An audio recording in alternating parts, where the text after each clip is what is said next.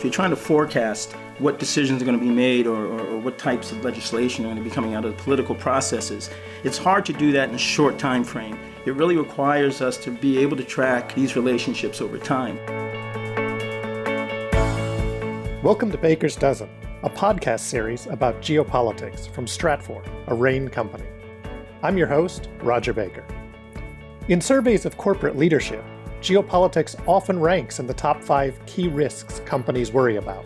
This trend has increased since the global financial crisis, which Alan Greenspan blamed in part on global geopolitical forces. It was reinforced by the drawn-out Brexit process, and it's been heightened as U.S.-China relations have deteriorated and there are growing worries over great power competition. But despite the concern, many businesses still struggle to assess and integrate geopolitical risk and opportunity into their planning and operations. The topic often appears too large, too nebulous, and too distant for businesses to actually impact.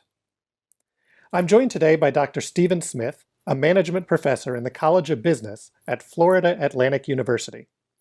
Dr. Smith has worked to integrate geopolitical concepts and analysis into business education and practice, and he and I have worked together to develop a certificate in geopolitical analysis geared toward business professionals. Thank you for joining me today, Steve. Thank you. It's a pleasure to be here, Roger. So, Steve, as I've mentioned, geopolitics is one of these big topics. It's traditionally sat primarily in the space of international relations, public policy, the ways that nations look at their interactions. Clearly, though, businesses are recognizing that it's important and that it has impacts in multiple ways through regulations, through tariffs, through just changes in the ease of doing business in different parts of the world. When you're working with companies or with students, how do you define geopolitics and how do you explain its significance to business? Well, I define geopolitics as really understanding the relationships between major global players, major countries in the world, and how their interactions will shape the business environment. And also assessing the power relationships between countries and how that also affects, the relationships between the countries and how the countries interact in terms of trade and so on. So all of that sort of encompasses geopolitics and the way that we integrate it into the classroom and into our discussions of strategy formulation, strategic analysis, and so on.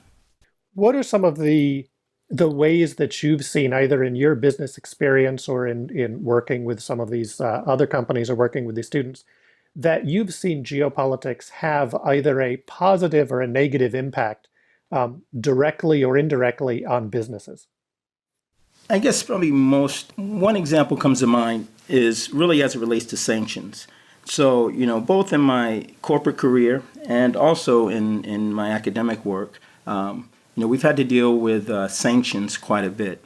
And for example, doing business with certain countries that say in the Middle East, right? I had one client who was doing business with a company that was based in Dubai, but they also had operations in Iran.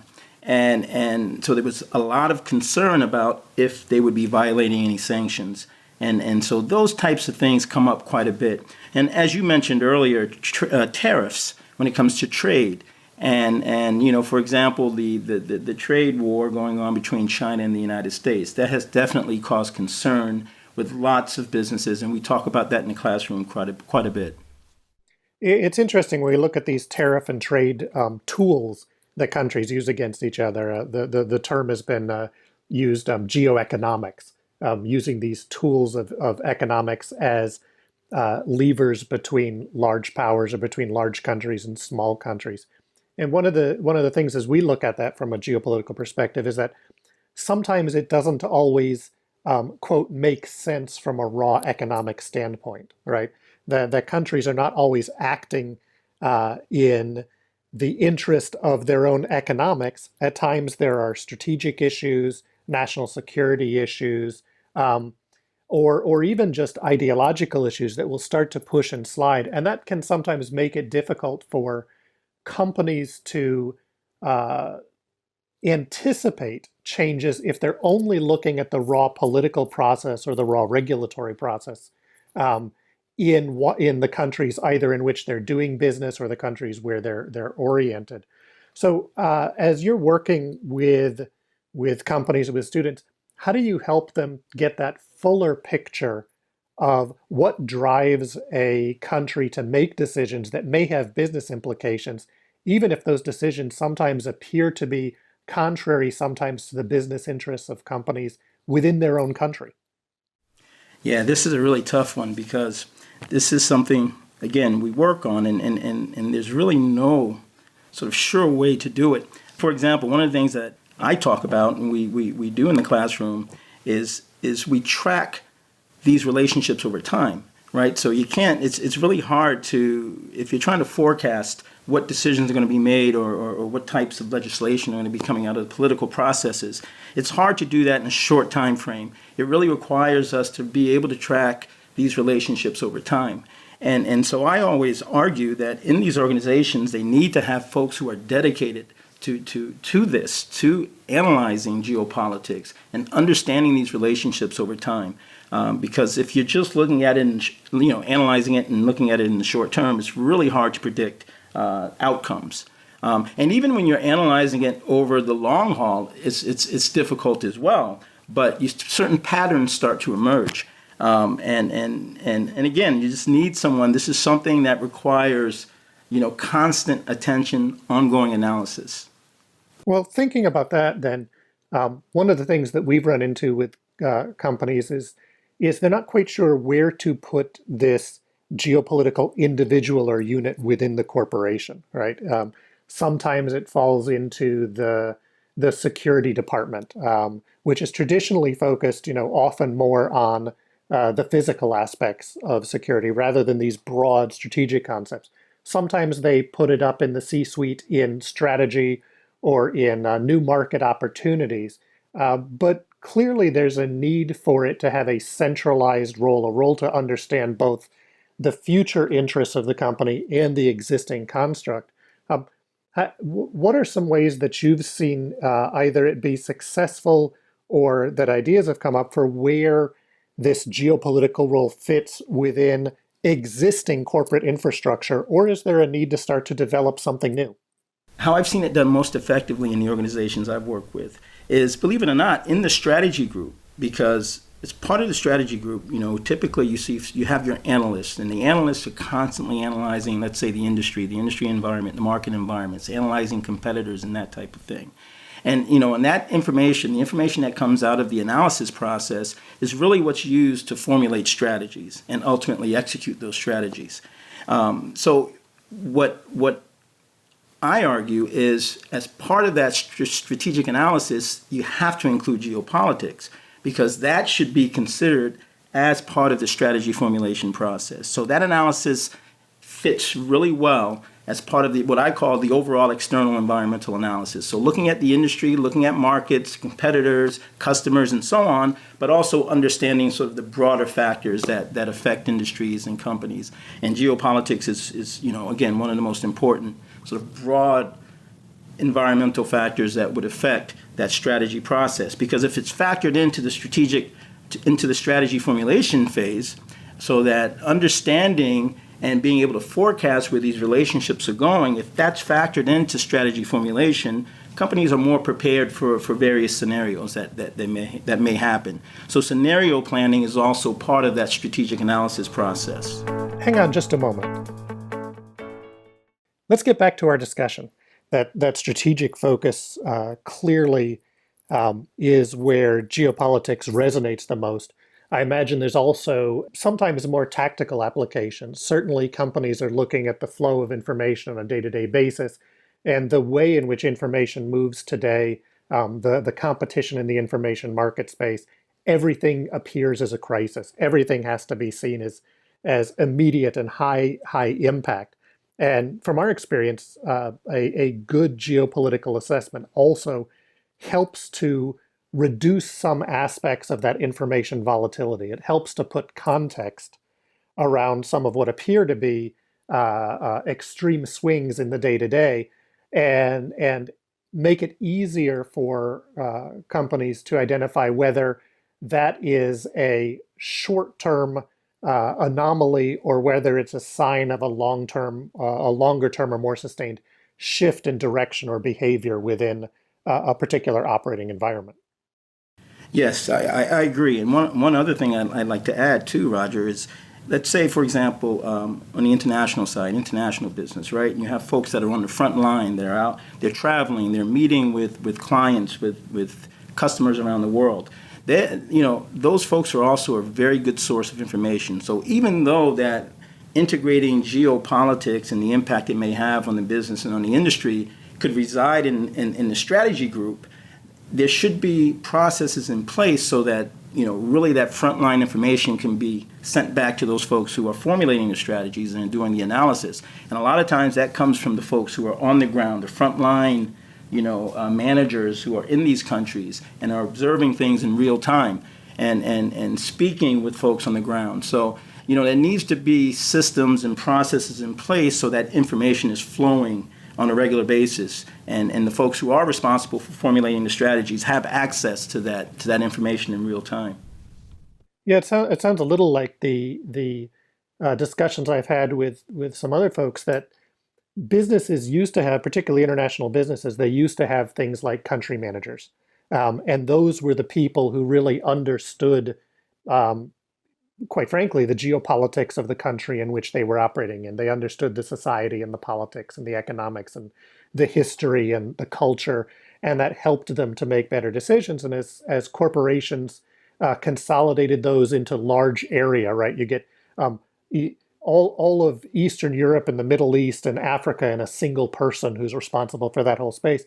As that consolidated, as companies tried to become more efficient with a smaller footprint, they lost the inherent internal capacity to understand the spaces they were in.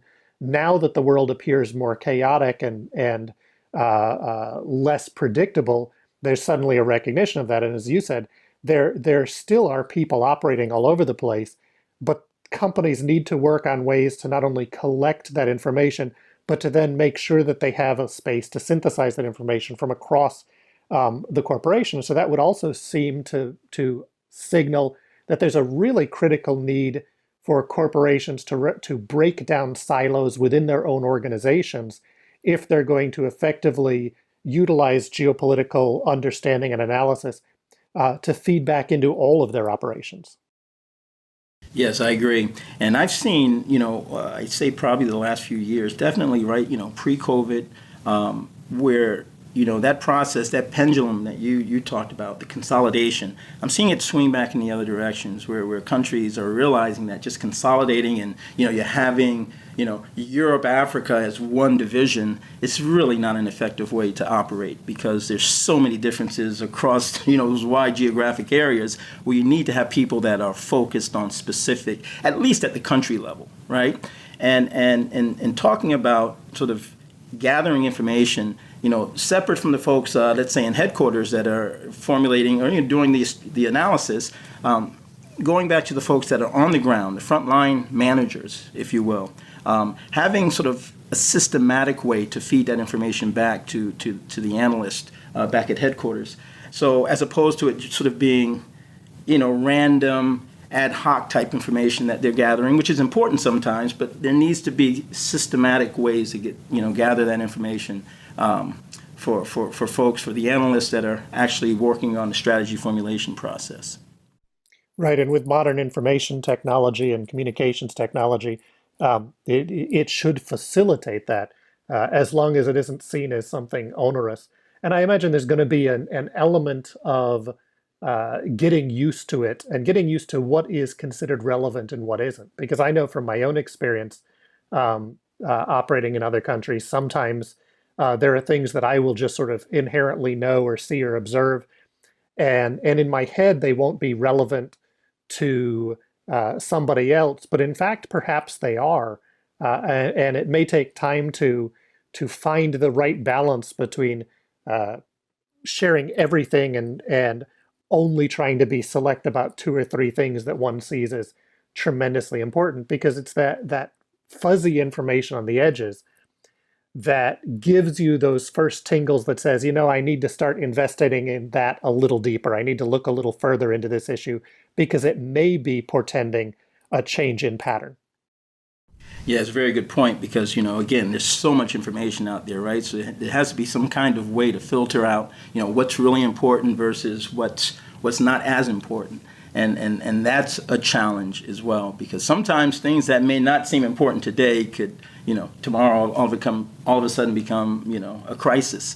So and I think that, again, having a process to do that is difficult, but I think experience and gathering this information over time, I think analysts become really good at spotting things that have real importance or could potentially have importance for the organization.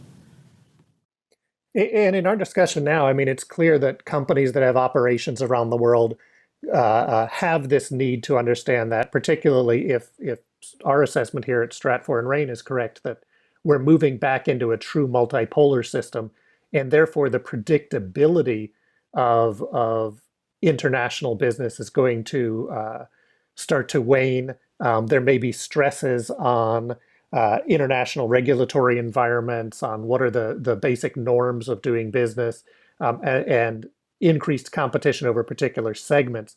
So that becomes important. But I think that the geopolitics also then, therefore, is relevant for companies that see themselves only as a domestic company, but may have supply chains that reach out across the world and still need to be aware of those implications 2 or 3 or 4 steps back in their supply chains. And that's another space that becomes important. Even as companies say, well, my supply chain has moved out of China, it's moved to Southeast Asia. It may not, in fact, be free of China. It may be that most of the initial manufacturing is still in China, and only the final assembly has moved to Southeast Asia, and therefore those companies are still vulnerable to the swings in the political relations, for example, between the United States and China. Absolutely, and this is something else I believe as well. So when we talk about, we've spoken a lot about companies with operations around the world, but you're absolutely right. Domestic companies that are just doing business, let's say here in the United States or any other part of the world, they have to be aware of these things as well. Geopolitics will have a direct impact on their business operations too. I had an example. I was working with a distributor. And this is funny because this distribution company based in Washington, D.C., they specialized in PPP, or PPE equipment, excuse me. And they were doing this long before the COVID pandemic, right? So they were distributing ventilators and other PPE type of equipment. And of course, when COVID hit, their business just exploded. But their supply chain was wacky as well, and they really had to deal with some real supply chain issues to be able to deliver products on time to their customers. And their customers are mainly U.S. federal government agencies. So I ended up working with them, but understanding the impact of supply chains, and a lot of that equipment comes out of China and Southeast Asia, really had a direct impact. And this company only does business in the Washington, D.C. area. So nowadays, it almost doesn't matter how small or large an organization is. They have to at least be aware of these geopolitical factors and how they could impact their business. Yeah, that's a really interesting case in point. And I think that companies are also having to learn how to deal with the differences in technology regulations in different countries that are really differences driven by these geopolitical forces. So you think about Europe and the GDPR, you think about the way in the United States is looking at finding ways to tighten connections between business and government to deal with cyber espionage and hacking for ransom type of things, ransomware. The way China has adjusted its information environment, requiring companies to store information in China, not to share it outside. And those types of complexities, and they're not merely technological complexities, they really do reflect frequently political drives and strategic drives in the respective countries. And that path is not the same way. We appear to be moving more towards multiple systems rather than one single global integrated agreed upon system. Yeah, that's definitely where it's headed. And again, so that complicates the process that much more, right? But again, a lot of it depends on, who's in power. So let's say here in the United States, as administration changes, right? So we just see the change in administration from the Trump administration to the Biden administration. That has had major impacts on these relationships and even tariffs and things along those lines, right? So these factors are definitely, even though it may seem to be predictable and it may seem to be heading or trending in a certain direction, internal changes within one country could totally change the direction of relationships between, that country and other countries. So yes, this is just definitely an area that requires constant attention and is impacting business operations on a day-to-day basis. So I'd love to keep us going, but we're pushing time here. What would be the 2 or 3 things that you would recommend to people in business or going into the business field that they start taking into consideration, or that they add to their toolkit to be able to start to think and manage in these geopolitical frameworks and these geopolitical risks?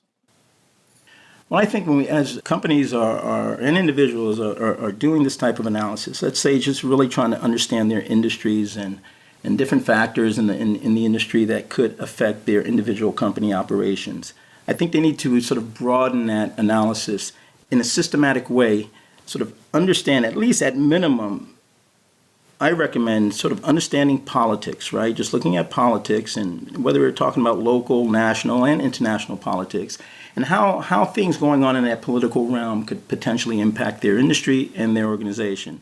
But I also include economics and social forces, right? So at least understanding those 3 areas is really important. What we do in our classroom, is we actually have a 6 category framework that we use, where we analyze, politics, economics, social forces, technological forces. We even look at factors that are affecting our environment, right? So the natural environment or ecological forces. And then finally, the legal regulatory environment. So really understanding those 6 segments of the broader environment and trying to monitor developments in those areas, I think is really important.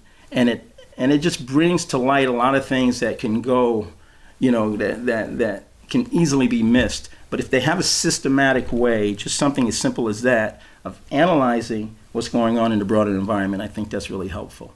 And I think that's a good starting point for really becoming more aware of how these geopolitical factors could potentially impact their industry and their organization.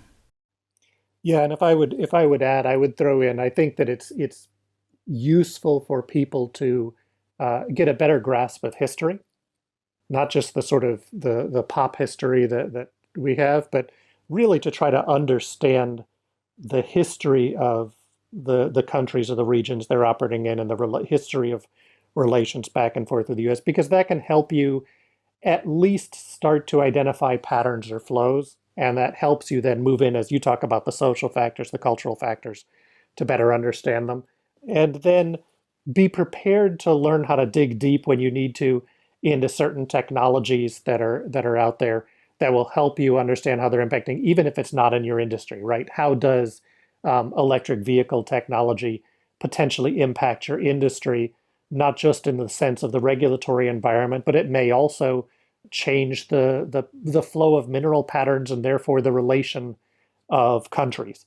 So I think that history and that technology are probably 2 pieces I would add for people to sort of develop on their own, or be willing to develop as they're thinking about moving in that business direction.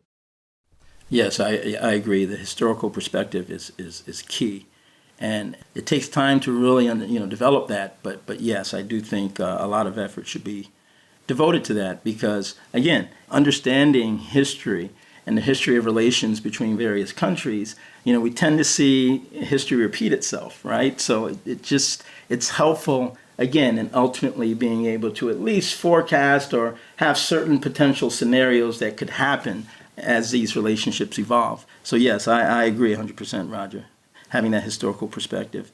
And you're right, as far as various technologies, there's so many technologies on the horizon that may not seem like a threat, let's say, to a particular industry, but could potentially have devastating effects on products being produced by an industry. So that is also key. And that's why we include technology as part of our framework, because even though something may not have an application in a particular industry today, it could definitely have applications and impacts tomorrow. Dr. Stephen Smith is a management professor in the College of Business at Florida Atlantic University. Thanks again for your time today, Steve, and I look forward to keep working with you on these issues of that intersection of geopolitics and business operations. Thank you, Roger. Stay up to date on the latest geopolitical developments. Sign up for our free newsletter. Visit worldview.stratfor.com. That's worldview.stratfor.com. I'm Roger Baker, and thank you for listening.